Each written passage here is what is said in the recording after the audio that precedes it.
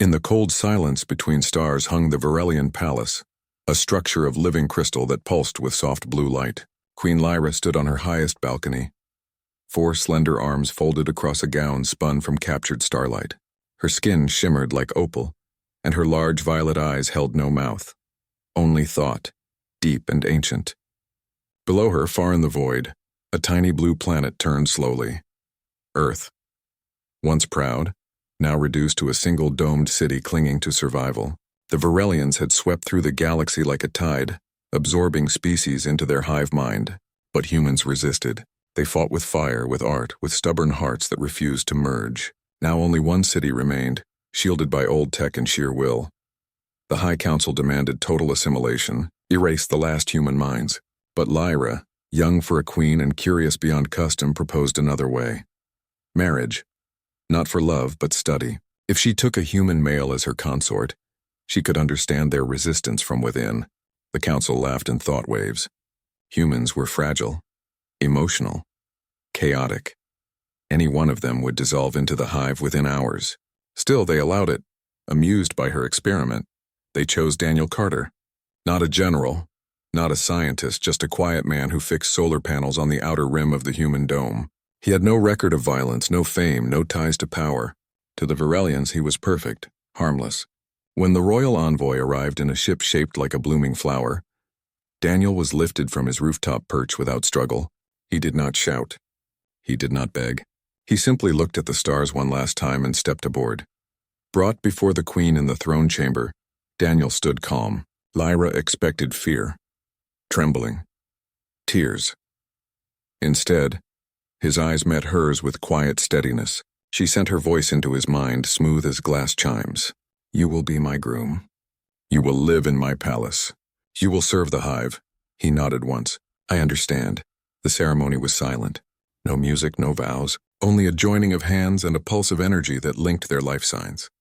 The hive celebrated, another species tamed, another mind absorbed. But as days passed, Daniel did not break. He moved through the palace like a shadow, eating little, speaking less, spending hours watching Earth through transparent walls. He never tried to escape, never asked for anything. Yet small things began to happen. When he walked past Varelian guards, their mental shields flickered.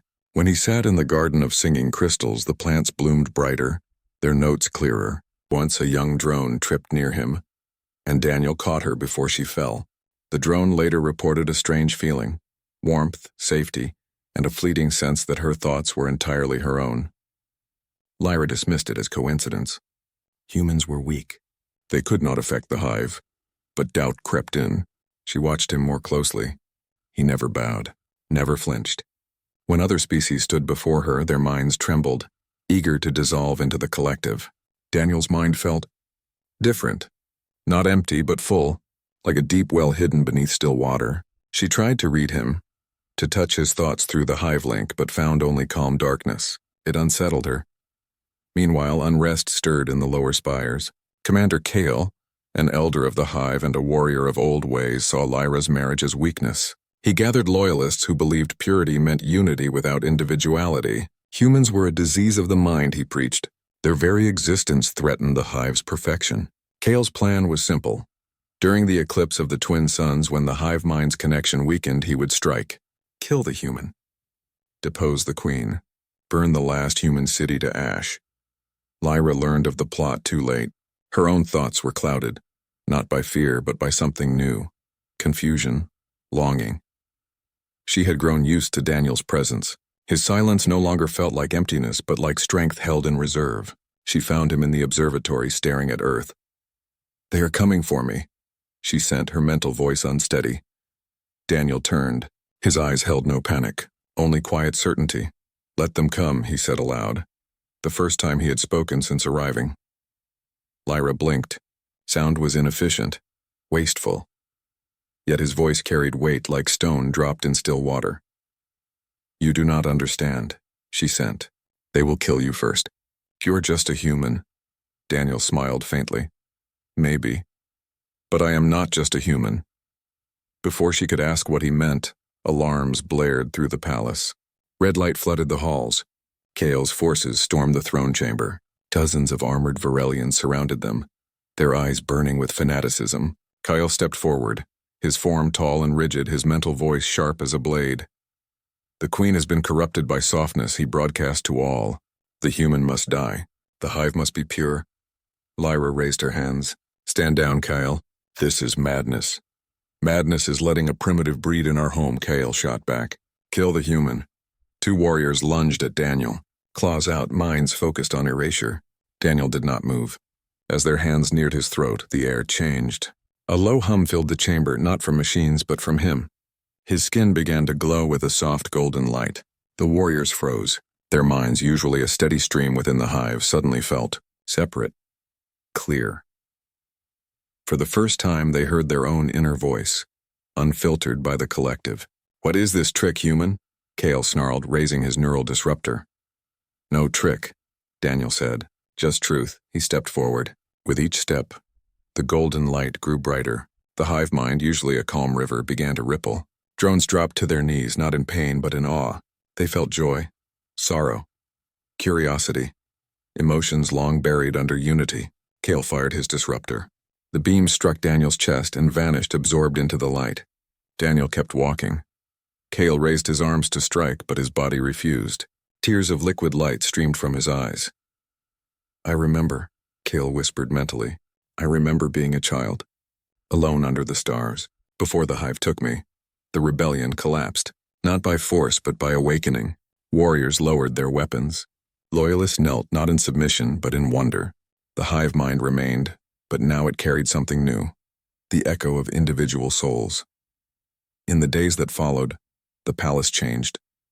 Varelians began to speak with voices, not just thoughts. They painted on crystal walls. They wrote songs that did not harmonize but clashed and blended in beautiful chaos. Gardens grew wild, untamed by hive design.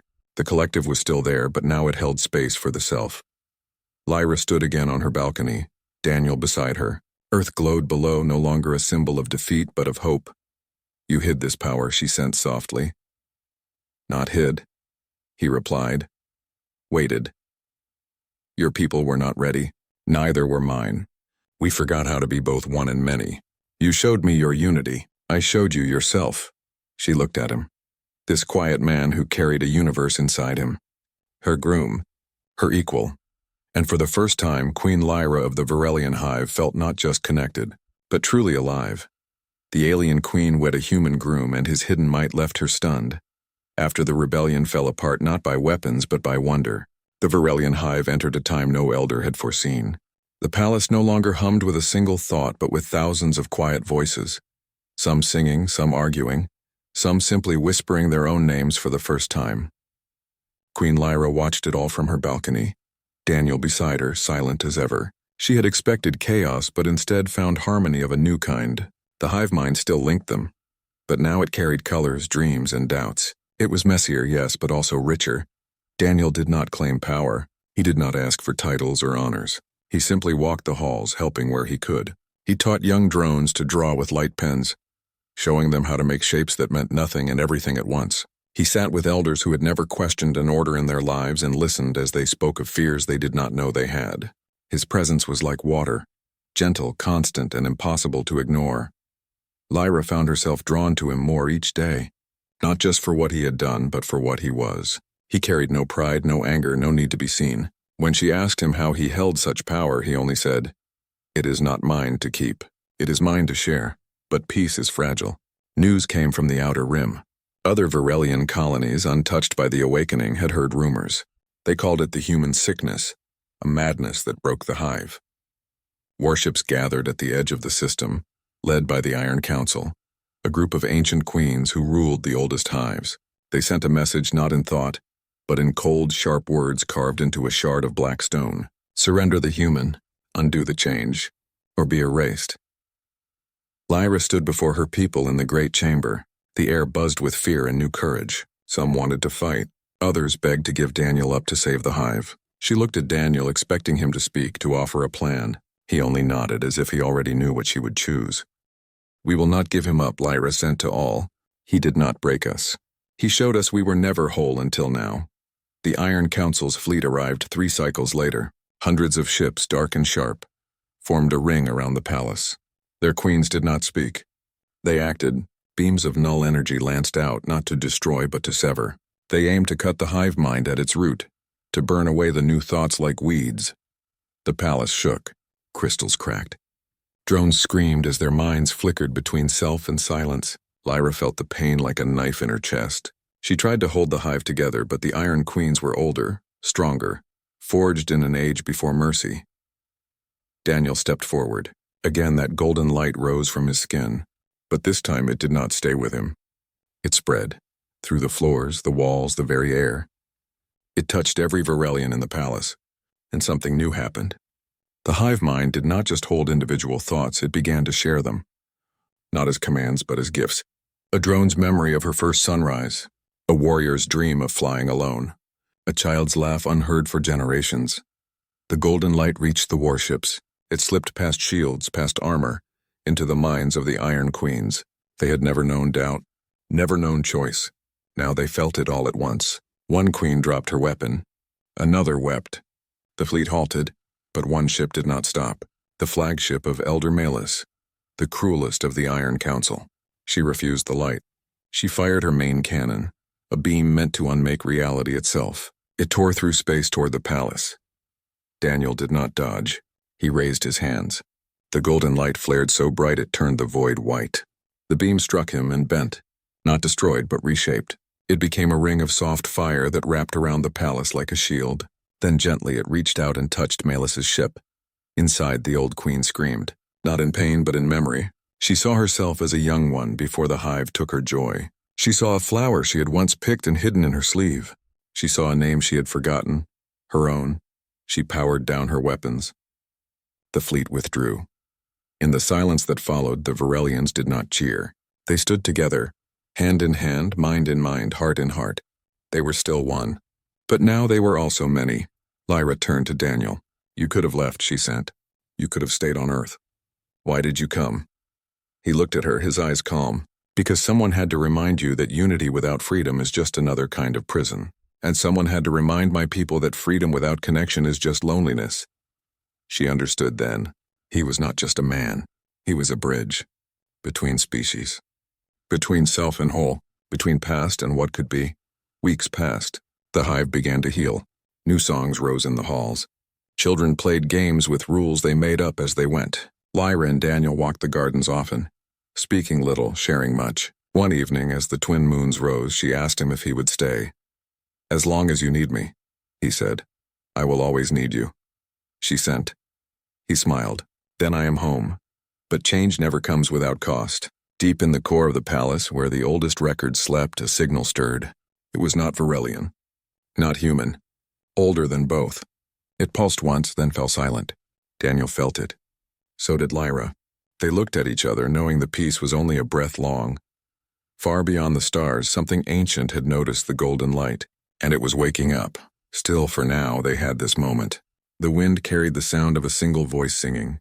A Varelian child, making up a song about a quiet man who taught the stars to listen. Lyra leaned her head against Daniel's shoulder. He did not move away. He held her, not as a queen, but as a friend, as a partner.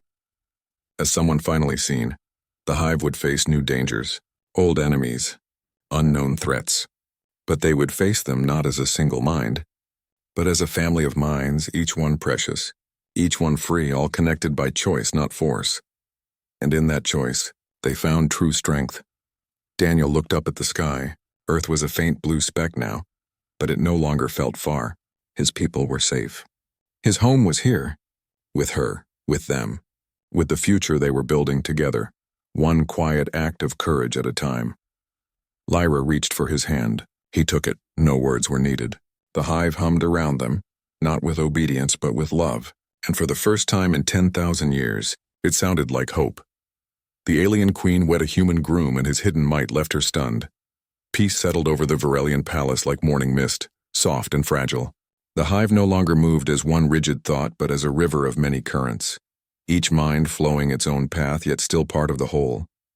Daniel walked among them not as a ruler, but as a quiet presence, helping young ones learn to name their feelings, teaching elders how to question without fear. Lyra watched him from afar, her heart full in a way she had never known. She had once believed strength meant control. Now she saw it meant trust. But the signal from the palace core would not rest. It pulsed again, faint but steady, like a heartbeat buried deep in stone. Daniel felt it in his bones.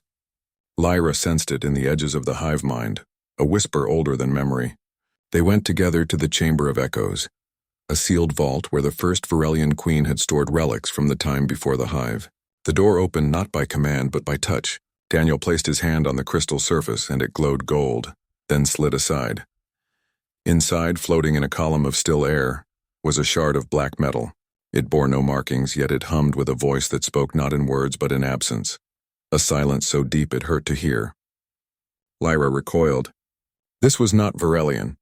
It was older than their stars. Daniel stepped closer. As he did, the shard trembled. Then it spoke, not to the hive but to him alone. You carry the seed, it said in a voice like broken glass. You are the last. Daniel went pale. He turned to Lyra, his eyes wide with something she had never seen before. Fear. What is it? She said. He swallowed. A memory. From my people. We were not always alone on Earth. Long ago, before cities, before fire, there were others. Not aliens, but watchers. They came from the void not to conquer, but to plant. They gave us something, a spark. A chance to grow beyond instinct. Most humans forgot, but some remembered. In blood, in silence, in stillness. I am one of those, Lyra understood then. His power was not his own. It was a gift passed down through generations, hidden so the world would not misuse it. And now the Watchers were returning. The shard flared. A star map bloomed in the air, 3 red points circling a dead world. Arrival in 7 cycles. They had little time. Lyra called the council, not the old war council, but a new one made of warriors, artists, thinkers, and dreamers. They gathered in the garden of open minds where thoughts were shared, not commanded. Daniel explained what he knew. The Watchers were not enemies. They were gardeners, and they would test the hive. If the hive failed, if it showed only unity without freedom or freedom without care, they would prune it. Erase it. Start again. We must show them we are both, Lyra sent. One and many. Strong and kind. Preparations began. Not for war, but for witness. The Varelians built no weapons. Instead, they made art. They wove stories into light tapestries. They sang songs of doubt and joy. Children painted the walls with images of Earth and Virelia side by side. Daniel taught them to speak not just with minds, but with hands, with eyes, with silence that meant more than words. Meanwhile, Earth sent a message. The last human city had detected strange energy near Mars. They feared invasion. Daniel replied not with data, but with a single thought sent through the hive link, carried by Lyra's power across light years. Do not fear. We are ready. And you are not alone. On the 7th cycle, the sky darkened, not with ships, but with a single vessel, smooth, black, shaped like a seed. It hung above the palace, silent, no weapons fired, no demands made. A beam of soft light touched the ground. From it stepped 3 figures, tall, faceless, wrapped in robes that shifted like smoke. They did not speak. They simply stood waiting. Daniel walked out alone. Lyra wanted to follow, but he shook his head. This is mine to face. He stood before the Watchers. For a long moment, nothing happened. Then the center figure raised a hand. The ground beneath Daniel turned to glass. Roots of light grew from his feet, spreading into the earth, into the palace, into every Varelian present. The Watchers were testing him, not his power, but his purpose. Show us why you kept the seed, the center Watcher said, its voice echoing in all their minds. Daniel closed his eyes. And he showed them, not with words, but with memory. He showed the first human who received the spark, a woman who chose to share food instead of hoard it. He showed a boy who protected a wounded enemy. He showed Lyra standing alone on her balcony, choosing curiosity over conquest. He showed the rebellion collapsing not by force but by feeling. He showed a child singing a song with no name. The Watchers stood still. Then the left one knelt. The right one bowed its head. The center one stepped forward. You have not wasted the gift, it said. You have grown it. But the test was not over. The Watcher turned to the hive. You have changed. But change is easy in peace. What will you do when darkness comes not from without, but from within? The alien queen wed a human groom, and his hidden might left her stunned on by one. Their ships dimmed, then turned away. They did not leave in defeat, but in wonder. Silence returned. Slowly, the Varelians rose. Their eyes were wet with tears, but their hearts were full. They had not lost themselves. They had shared themselves, and in sharing they had grown stronger. Daniel fell to his knees, exhausted. Lyra caught him. "You gave too much," she sent, her voice trembling. He smiled weakly. "No. I gave just enough." In the days that followed, the hive changed again.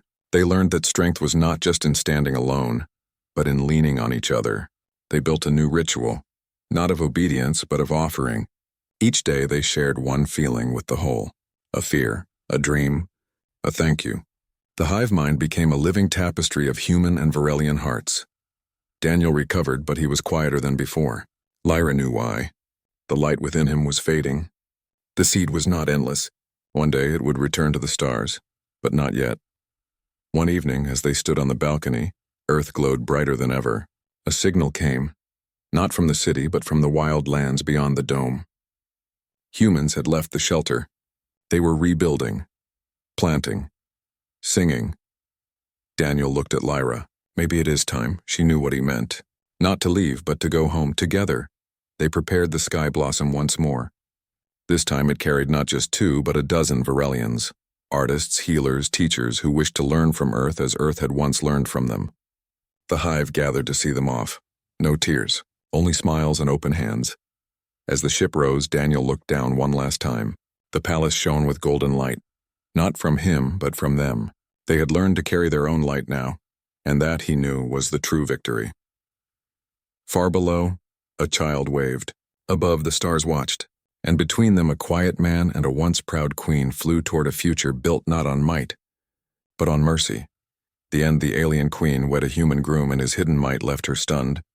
The sky blossom drifted through the silent sea of stars, its crystal hull humming with the soft song of 2 worlds joined. Inside, Daniel sat near the viewing pane, watching Earth grow from a blue speck to a swirling marble of clouds and green. Beside him, Lyra rested her opal hand over his. She had never been to his home, and though her mind held maps and data, nothing prepared her for the raw beauty of oceans breathing under sunlight.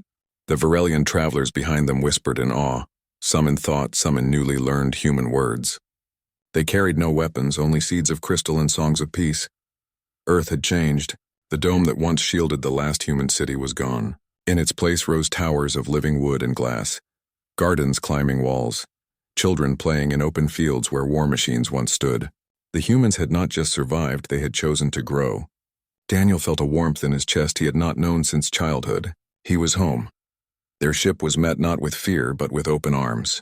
A woman named Claire, tall, with sun-browned skin and eyes that held both grief and joy, greeted them at the landing field. She was the leader now, not by title, but by trust. She hugged Daniel like a brother returned from war. Then she turned to Lyra and bowed her head, not in submission, but in respect. "You kept your promise," Claire said. "You brought them back." Daniel smiled. "We all kept promises." The Varelians stepped onto Earth soil for the first time. Their forearms trembled slightly, their violet eyes wide.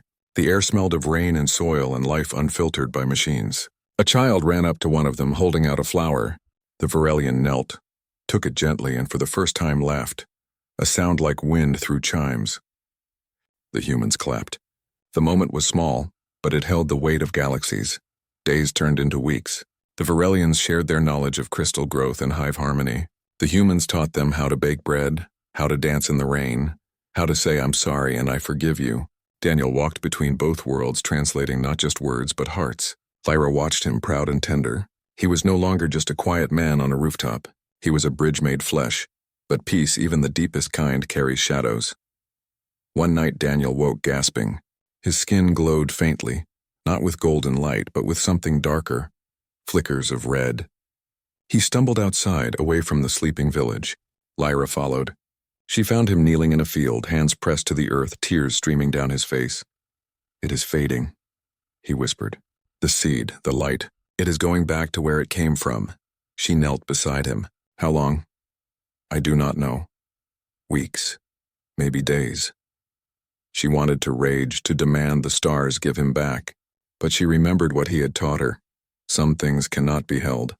They can only be honored. "Then we make every moment count," she sent, and they did. They walked the forest together, Daniel showing her trees that remembered ancient fires, rivers that sang of mountains. She showed him how Varelian crystal could grow in earth soil, blooming into flowers that chimed with the wind. They sat with elders who told stories of the war, and with children who dreamed of flying to Varelia one day. But the red flickers grew stronger. Daniel's hand sometimes passed through objects. His voice echoed strangely. The seed was returning to the void, and it was taking him with it. The humans and Varelians noticed. They gathered not in fear, but in love. They built a circle of light crystals around the village square. In the center, they placed a chair woven from vines and starlight. Daniel sat there, weak but smiling. "You do not have to go," Claire said, tears in her eyes. "I do," he replied, "but I leave something behind." He raised his hands. Golden light, thin but bright, flowed from his palms. It touched every person there, human and Varelian alike. Not his power, but his memory. They felt his kindness, his courage, his quiet strength, and they understood. The light was not his to keep. It was theirs to carry. As the last of the glow left him, Daniel looked at Lyra. "Thank you," he sent, "for seeing me." She held his face in her hands. "You taught us how to see ourselves." He smiled one last time. Then his body turned to light, not golden but white, pure and soft. It rose into the sky, not vanishing but spreading, touching every leaf, every face, every heart. The wind carried his voice one final time. "Be kind, be brave, be together." Silence fell. Then a child began to sing. A simple song Daniel had taught her about stars and seeds. Others joined. Varelians hummed in harmony. The crystals around the square glowed in time with the music. Lyra did not weep. She stood tall, queen and widow and friend. She knew Daniel was not gone. He was in the song, in the soil, in the choice to care when it was hard. Weeks later, a new signal came.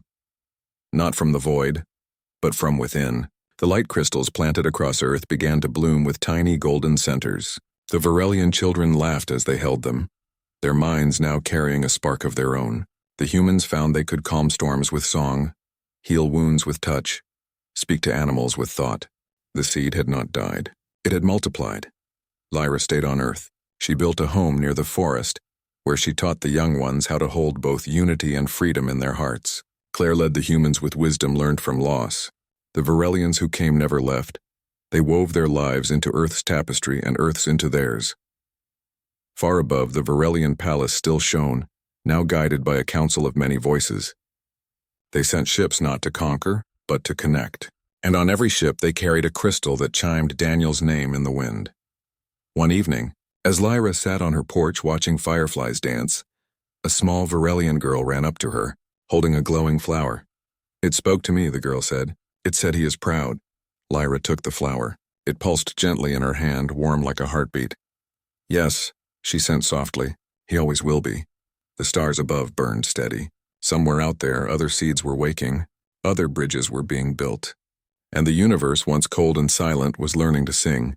And in that song, Daniel lived on, not as a hero, but as a choice. The choice to give when you could take, to listen when you could command, to love when you could walk away. Lyra looked up at the sky and smiled. The quiet man who married a queen had changed everything, not with might, but with mercy, not with force, but with faith. And that was enough. As it spoke, a shadow fell over the palace, not from the sky, but from the hive itself. A drone, once loyal, now twisted by fear, had hidden a shard of old null tech in her core. She activated it.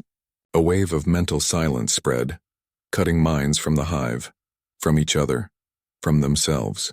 Panic rose. Varelians clutched their heads, lost and alone. Lyra tried to reach them, but the silence was too strong. Daniel looked at the watchers. "This is your final test." They said nothing. They watched. Daniel ran to the drone. She cowered, eyes wild. "I did it to protect us," she sent in broken thoughts. "The new way is weak. The old hive was strong." He knelt before her, not as a judge but as a friend. "Strength is not control," he sent gently. "It is choosing to care even when you are afraid." He placed his hand on her chest. Golden light flowed, not to erase her fear, but to hold it. The null tech shattered. The silence broke. Minds reconnected, not forced, but welcomed back. The watchers nodded. The seed has borne fruit. They turned to leave. But before they vanished, the center one spoke one last time. "The galaxy stirs. Others will come. Some will fear your light. Some will seek to steal it. Guard it not with walls, but with open hands. Then they were gone. The seed ship lifted into the sky and disappeared like a sigh. Silence returned to the palace, but not the old silence. This one was full of breath, of heartbeat, of choice. Lyra walked to Daniel. She did not speak. She simply took his hand. Around them, the Varelians gathered, not in ranks, but in circles. They shared food, stories, songs. A young drone offered Daniel a flower grown in the new wild garden. He accepted it with a smile. That night, under the twin moons, Lyra asked him if he would ever return to Earth. "Only if you come with me," he said. She laughed. A sound new to her, light and free. "Then we will go together." But for now, they stayed. The hive was healing. The stars were watching. And the future was not something to fear, but to build. Daniel looked up at the sky. Somewhere out there, other seeds had been planted. Other worlds waited to choose. And maybe, just maybe, they would find their own quiet man or woman to show them the way. Lyra leaned her head on his shoulder. The hive hummed around them, not as one voice, but as 1,000, each one singing its own note, together making a song no one had heard before. And in that song, they found home. The alien queen wed a human groom, and his hidden might left her stunned. Months passed under the twin moons of Varelia, and the hive grew stronger not by force but by choice. The Varelians no longer moved as one mind obeying a single will. Instead, they gathered in circles to share stories, debated ideas with voices once unused, and planted gardens that bloomed in wild, unplanned colors. Daniel walked among them, still quiet, still kind, but now with a weight in his steps that Lyra noticed. He spent long hours in the observatory watching not Earth, but the deep void beyond the known stars. The watchers had left, but their warning lingered like a shadow at the edge of light. Others were coming. The first sign arrived not with fire, but with silence. A Varelian scout ship returned from the outer rim with no crew. Its log showed a final message: "They saw us." Then nothing. Lyra called Daniel to the war room, though they no longer called it that. Now it was the chamber of shared sight. The walls showed star maps glowing with paths of lost ships. 3 more had vanished in the last cycle, all near the same sector, the ashes of the Krellin Empire, a dead civilization that had once tried to enslave stars. Daniel studied the map. His face grew pale. The Krellins were gone, yes, but their machines were not. They built self-repairing war drones that fed on thought energy. If those drones had awakened, they would see the Varelian hive, not as a threat, but as a feast. "They are coming for our minds," Daniel said softly. Lyra felt fear ripple through the hive. Not the old fear of obedience, but the new fear of loss. The fear of losing the fragile freedom they had just found. Some Varelians begged to shut the hive mind again, to hide in unity. Others wanted to flee. Daniel shook his head. "Hiding will not save us," he sent to all. "Only understanding will." He proposed a journey, not with armies, but with a single ship. He would go to the Krellin ruins, not to fight, but to listen. Lyra refused at first. "You are not a soldier," she sent. "You are our heart. And hearts must sometimes walk into darkness to keep the body alive," he replied. In the end, she agreed, but only if she went with him. The people needed their queen, yes, but she needed him more. They prepared the Sky Blossom, a small vessel grown from palace crystal shaped like a falling leaf. It carried no weapons, only shields woven from Daniel's golden light and Lyra's mental harmony. They left at dawn. The hive gathered to watch them go, not with chants of victory, but with songs of hope. Children waved hands made of light. Elders sent blessings wrapped in memory. As the ship rose, Daniel looked down and saw 1,000 faces, each one unique, each one free. He smiled. The journey took 6 cycles. Space grew colder, darker. The stars thinned. Soon, only the dead world of Krell remained, a planet of black glass and broken towers orbiting a dying sun. The Sky Blossom hovered above the ruins. Silence pressed in. Then movement. From the cracks in the earth rose machines, sleek, silver, shaped like spiders with too many eyes. They did not speak. They scanned. And when they sensed the hive link between Lyra and Daniel, they attacked. Not with lasers, but with thought drains, invisible beams that pulled at their minds, trying to suck out memory, emotion, self. Lyra cried out as her thoughts frayed. Daniel grabbed her hand. "Hold on to me," he sent. "Not to the hive. To me." His golden light flared, wrapping around them like armor. The drones recoiled. They had never encountered a mind that gave instead of took. Daniel did not fight them. He reached out not with force but with feeling. He sent them images, a child laughing, a flower blooming, a hand held in the dark. The drones paused. Their red eyes flickered. Krellin machines were built to consume, but they were also built to learn. And for the first time in 10,000 years, they learned something new. Compassion. One drone lowered its limbs. Then another.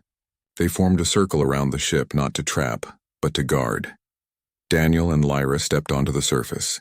The ground was cold, sharp with memory. In the center of the ruin stood a tower, still humming with power. Inside they found the source, the core mind of the Krellin War network, a pulsing orb of black light. It spoke in broken thoughts. We were made to win, it sent. But winning left us empty. We forgot why we fought. Now we feed so we do not feel alone. Daniel approached. You do not have to feed, he said. You can belong. How? By choosing to protect instead of consume. He placed his hand on the orb. Golden light poured into it. The orb shuddered. Then slowly it changed color from black to soft blue. The drones outside bowed their heads. The war network was not destroyed. It was healed. As they turned to leave, the core sent one last message. Others come. Not machines. Beings of hunger. They follow the light you carry. Daniel nodded. We will be ready. Back on Varelia, they were greeted not as heroes, but as teachers. Daniel shared what he had learned. Even the broken can be mended. Lyra called a gathering of all minds. They would not build weapons. They would build bridges. They sent out ships, not warships, but messenger vessels, carrying seeds of crystal and songs of peace to every known world. But the hunger was closer than they thought. One night, as Daniel walked the garden, the stars above flickered, not from clouds, but from something passing between them. A fleet unlike any seen before. Ships shaped like teeth, black and sharp, moving without sound. They did not hail. They did not threaten. They simply appeared in orbit and began to drain the planet's energy. Not physical energy, emotional energy. Joy. Hope. Love. The very things the Varelians had just learned to feel. People collapsed in the streets. Not dead, but hollow, their eyes empty, their minds silent. Lyra tried to rally the hive, but the connection was thinning, like a thread pulled too tight. Daniel knew these beings. The Void Feeders, ancient predators who drifted between galaxies, feeding on the birth of new consciousness. They had come for the light he carried. He ran to the palace core where the golden light was strongest. Lyra followed. We cannot fight them, she sent. They take what we are. Then we give it freely, Daniel said. He stepped onto the central platform. Close your eyes, he told her, and remember everything that made you feel alive. She did, the first time she questioned an order. The moment she saw Daniel's calm eyes, the sound of a child's new song, the warmth of his hand in hers. Daniel opened his arms, and he gave not just his power, but his joy, his sorrow, his memories, his love. He poured it all into the hive mind and threw it into the sky. A wave of golden light burst from the planet, not as a weapon, but as a gift. The Void Feeders stopped. They had only known taking, never giving. The light washed over them, and for the first time they felt full, not by stealing, but by receiving.